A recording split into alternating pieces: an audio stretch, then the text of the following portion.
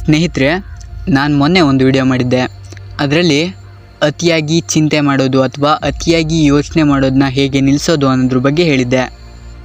Okay, ಇವಾಗ ಅತಿಯಾಗಿ ಚಿಂತೆ ಮಾಡೋದನ್ನೇನೋ ನಿಲ್ಲಿಸಿದ್ವಿ. ಆದರೆ ನಮ್ಮ ದಿನನಿತ್ಯ ಜೀವನದಲ್ಲಿ ಹೇಗೆ ಯಾವಾಗಲೂ ಸಂತೋಷವಾಗಿರೋದು, ಖುಷಿಯಾಗಿರೋದು ಅನ್ನೋದ್ರ ಬಗ್ಗೆ ಈ ವಿಡಿಯೋದಲ್ಲಿ ನೋಡೋಣ. ನಮಸ್ಕಾರ, ನಮ್ಮ ಚಾನಲ್ಗೆ ಸುಸ್ವಾಗತ. ಇಂದು ನಾವು ನಿಮ್ಮನ್ನು ಪ್ರೇರೇಪಿಸಲು ಮತ್ತು ಸಂತೋಷವನ್ನು ಹರಡುವುದು ಹೇಗೆ ಎಂದು ನೋಡೋಣ. ನೀವು ಎಲ್ಲರೂ ಹೇಗಿದ್ದೀರಿ? ಜೀವನದಲ್ಲಿ ಎಲ್ಲವೂ ಸುಲಭವಾಗುತ್ತಿಲ್ಲ. ಆದರೆ ನಾವು ನಮ್ಮ ಮನಸ್ಸಿನಲ್ಲಿ ಬದಲಾವಣೆ ತರಬಹುದು. ನಿಮ್ಮ ದಿನವನ್ನು ಸುಂದರವಾಗಿ ಮಾಡುವ ಕೆಲವು ವಿಧಾನಗಳು ಇಲ್ಲಿವೆ. ಮೊದಲನೆಯದಾಗಿ, ನಿಮ್ಮನ್ನು ಸಕಾರಾತ್ಮಕವಾಗಿ ಚಿಂತಿಸಲು ಕಲಿಯಿರಿ. ನೀವು ನಿಮ್ಮ ಚಿಂತನೆಗಳನ್ನು ಬದಲಾಯಿಸಿದಾಗ ನಿಮ್ಮ ಬದುಕಿನಲ್ಲಿ ಉಲ್ಲಾಸವನ್ನು ಅನುಭವಿಸುತ್ತೀರಿ. ಹೇಗೆಂದರೆ, ಆಗಿದ್ದೆಲ್ಲ ಒಳ್ಳೆಯದಕ್ಕೆ ಆಗಿದೆ, ಈಗ ಆಗ್ತಿರೋದು ಒಳ್ಳೆಯದಕ್ಕೆ ಆಗ್ತಿದೆ, ಇನ್ನು ಮುಂದೆ ಆಗೋದು ಕೂಡ ಒಳ್ಳೆಯದಕ್ಕೆ ಅಂತ ಯಾವಾಗಲೂ ಪಾಸಿಟಿವ್ ಆಗಿ ಥಿಂಕ್ ಮಾಡಿ. ಮತ್ತು ಆದಷ್ಟು ನಿಮ್ಮ ಬಗ್ಗೆ ನೀವು ಸಕಾರಾತ್ಮಕ ಮಾತುಗಳನ್ನು ಆಡಿಕೊಳ್ಳಿ. ನನ್ನ ಕೈಯಲ್ಲಿ ಆಗಲ್ಲ, ನಾನು ಇದನ್ನ ಮಾಡೋಕ್ಕೆ ಸಾಧ್ಯನೇ ಇಲ್ಲ, ನಾನೇ ಹೀಗೆ, ನನಗೆ ಹೀಗೆ ಆಗ್ತಾಯಿದೆ ಅನ್ನೋದನ್ನ ಮೊದಲು ನಿಲ್ಲಿಸಿ. ನೀವು ಆ ಜಾಗದಲ್ಲಿ ನನ್ನ ಕೈಯಲ್ಲಾಗುತ್ತೆ, ಎಲ್ಲನೂ ನಾನು ಮಾಡ್ತೀನಿ, ಎಲ್ಲ ನಾನು ಒಳ್ಳೆಯದಕ್ಕೆ ಆಗ್ತಾ ಇರೋದು, ನನ್ನಿಂದ ಇದು ಸಾಧ್ಯ ಅಂತ ಆದಷ್ಟು ನಿಮ್ಮ ಬಗ್ಗೆ ನೀವು ಹೇಳ್ಕೊಳ್ಳಿ. ಪಾಸಿಟಿವ್ ಸೆಲ್ಫ್ ಟಾಕ್ ಮಾಡೋದ್ರ ಮೂಲಕ ಯಾವಾಗಲೂ ಖುಷಿಯಾಗಿರ್ಬೋದು. ಎರಡನೇದಾಗಿ, ನಿಮ್ಮ ಸುತ್ತಮುತ್ತ ಆದಷ್ಟು ಒಳ್ಳೆಯ ಜನರನ್ನು ಇಟ್ಕೊಳ್ಳಿ. ಅಂದರೆ ನಿಮ್ಮ ಸ್ನೇಹಿತರಾಗಿರ್ಬೋದು ಅಥವಾ ಕೆಲಸದಲ್ಲಾಗಿರ್ಬೋದು. ನಿಮ್ಮ ಸುತ್ತಮುತ್ತ ಇರೋ ಜನ ಒಳ್ಳೆಯವರಾಗಿ ಯಾವಾಗಲೂ ನಿಮಗೆ ಸಪೋರ್ಟಿವ್ ಆಗಿದ್ದರೆ ನಿಮ್ಮ ಜೀವನ ಖಂಡಿತ ಸುಂದರವಾಗಿರುತ್ತೆ. ಮತ್ತು ಕೋಪಿಷ್ಠರಾಗಿ ತಾಳ್ಮೆನೇ ಕಳ್ಕೊಂಡಿರೋ ಮೂರ್ಖರನ್ನು ಆದಷ್ಟು ದೂರ ಇಡಿ. ಇದರಿಂದ ತೊಂದರೆನೇ ಆಗುತ್ತೆ. ಹಾಗೂ ಕೆಲವೊಂದಿಷ್ಟು ಜನ ಇರ್ತಾರೆ, ಅವ್ರು ಹೇಗಂದರೆ ಅವ್ರ ಜೆನೆಟಿಕ್ಕೇ ಆಗಿರುತ್ತೋ ಅಥವಾ ಅವ್ರು ಬೆಳ್ಕೊಂಡು ಬಂದಿರೋ ಸಮಾಜ ಆಗಿರುತ್ತೋ ಗೊತ್ತಿಲ್ಲ, ಅವರು ಯಾವಾಗಲೂ ಬೇರೆಯವರಲ್ಲಿ ತಪ್ಪನ್ನೇ ಹುಡುಕ್ತಾರೆ. ಮತ್ತು ಅವರಲ್ಲಿ ಅತಿಯಾದಂತಹ ಅಹಂಕಾರ ಇರುತ್ತೆ. ಆ ಅಹಂಕಾರದಿಂದ ನಿಮ್ಮನ್ನು ಚುಚ್ಚಿ ಮಾತಾಡ್ತಾರೆ. ಅದೆಲ್ಲಿ ನಿನ್ನ ಕೈಯಲ್ಲಿ ಸಾಧ್ಯ, ಅದು ಹೇಗಾಗುತ್ತೆ, ನಿನ್ನ ಹತ್ರ ಎಲ್ಲಾಗುತ್ತೆ, ಇವನಿಗೆಲ್ಲಾಗುತ್ತೆ, ನಿನ್ನ ಬಗ್ಗೆ ನೀನು ಏನು ಅಂದ್ಕೊಂಡಿದ್ದೀಯಾ ಅಂತೆಲ್ಲ ಡಿಮೋಟಿವೇಟ್ ಆಗೋ ಥರ ಮಾತಾಡ್ತಾರೆ. ಖಂಡಿತ ಇಂಥ ಮಾತುಗಳು ನಿಮ್ಮ ಉತ್ಸಾಹವನ್ನು ಹಾಳು ಮಾಡುತ್ತೆ, ನಿಮ್ಮ ಸಂತೋಷವನ್ನು ಹಾಳು ಮಾಡುತ್ತೆ. ಅಲ್ಲ, ಅವ್ರು ಯಾರ್ರೀ ನಿಮ್ಮ ಬಗ್ಗೆ ಮಾತಾಡೋಕ್ಕೆ? ನಿಮ್ಮ ಬಗ್ಗೆ ನಿಮಗೆ ಗೊತ್ತಿದ್ರೆ ಸಾಕು, ಬೇರೆಯವ್ರು ಯಾರು ಜಡ್ಜ್ ಮಾಡೋದು ಬೇಡ. ಆಮೇಲೆ ನೀವು ಅನುಭವಿಸ್ತಾ ಇದ್ದೀರಲ್ಲ ಈ ಕಷ್ಟ, ಇದೇನಾದರೂ ಅವ್ರ ಲೈಫಲ್ಲಿ ಬಂದಿದ್ದರೆ ಖಂಡಿತ ಅವರು ನಿಮ್ಮ ಹಾಗೆ ಇರೋಕ್ಕೆ ಸಾಧ್ಯನೇ ಇರಲಿಲ್ಲ. ಇಷ್ಟು ಒಳ್ಳೆಯವರಾಗಿ ಆ ಕಷ್ಟನೆಲ್ಲ ಎದುರಿಸ್ಕೊಂಡು ಬರೋಕ್ಕೆ ಅವ್ರ ಹತ್ರ ತಾಕತ್ತಿಲ್ದವರು ಅವ್ರ ದೃಷ್ಟಿಲೇ ನೋಡ್ತಾರೆ. ಅವ್ರಿಗಾಗಲ್ಲ ಅನಿಸಿದ್ನ ನಿನ್ನ ಕೂಡ ಆಗಲ್ಲ ಅಂತಲೇ ಹೇಳ್ತಾರೆ. ನಿಮ್ಮ ಲೈಫಲ್ಲಿ ಸಂತೋಷ ಬೇಕಂದರೆ ಅನಿವಾರ್ಯವಾಗಿ ಅವ್ರನ್ನ ದೂರ ಮಾಡಲೇಬೇಕು. ಸುಮ್ಮನೆ ಮೂರ್ಖರೊಂದಿಗೆ ವಾದ ಮಾಡೋದಾಗಿರ್ಬೋದು, ಜಗಳ ಮಾಡೋದಾಗಿರ್ಬೋದು, ಇವೆಲ್ಲ ಮೂರ್ಖತನ ಅಂತಲೇ ಹೇಳ್ಬೋದು.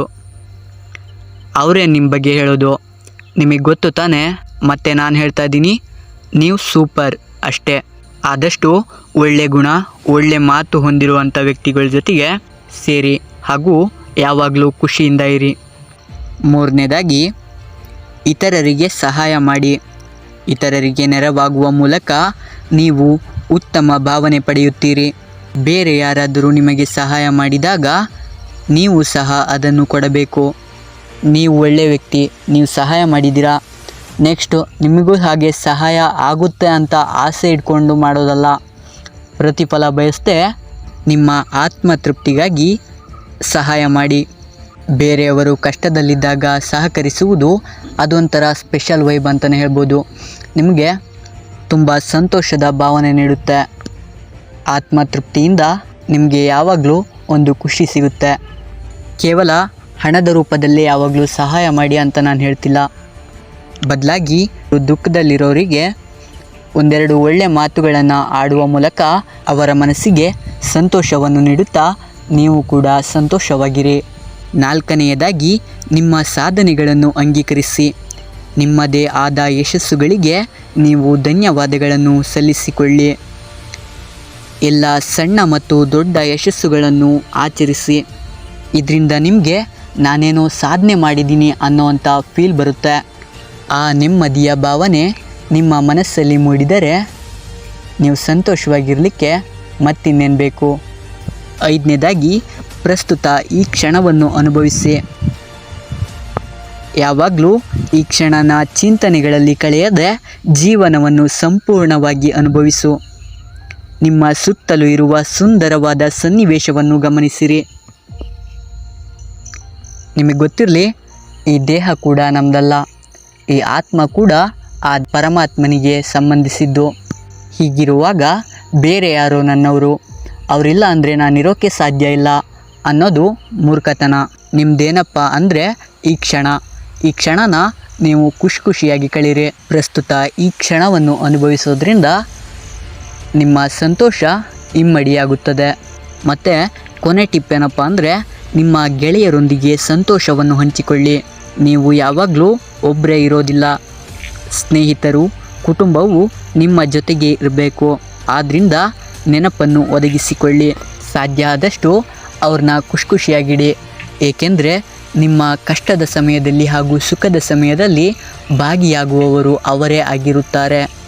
ಯಾವಾಗಲೂ ಸೀರಿಯಸ್ ಆಗಿ ಸಪ್ಪೆ ಮುಖ ಮಾಡಿಕೊಂಡು ಇರುವುದನ್ನು ನಿಲ್ಲಿಸಿ ಹಾಸ್ಯದಿಂದ ಖುಷಿಯಾಗಿ ಮಾತನಾಡುತ್ತಾ ನಿಮ್ಮ ಜೀವನವನ್ನು ಸಂತೋಷವಾಗಿರಿಸಿ. ನೀವು ಈ ಸಲಹೆಗಳನ್ನು ಅನುಸರಿಸುತ್ತಿದ್ದರೆ ನೀವು ಸದಾ ಸಂತೋಷವನ್ನು ಅನುಭವಿಸುತ್ತೀರಿ. ನಮ್ಮ ಚಾನಲ್ನಲ್ಲಿ ನಾವು ಸದಾ ನಿಮಗೆ ಪ್ರೇರಣಾದಾಯಕ ವಿಷಯಗಳನ್ನು ತಂದುಕೊಳ್ಳುತ್ತೇವೆ. ನೀವು ನನ್ನ ಮಾತನ್ನು ಇಷ್ಟಪಟ್ಟಿದ್ದರೆ ದಯವಿಟ್ಟು ಲೈಕ್ ಮಾಡಿ, ಹಂಚಿಕೊಳ್ಳಿ ಮತ್ತು ಇನ್ನಷ್ಟು ಪ್ರೇರಣಾ ನುಡಿಗಳಿಗಾಗಿ ನಮ್ಮ ಈ ಚಾನಲನ್ನು ಸಬ್ಸ್ಕ್ರೈಬ್ ಆಗಿ. ಈ ವಿಡಿಯೋನ ಇಲ್ಲಿವರೆಗೂ ನೋಡಿದ್ದಕ್ಕಾಗಿ ಧನ್ಯವಾದಗಳು.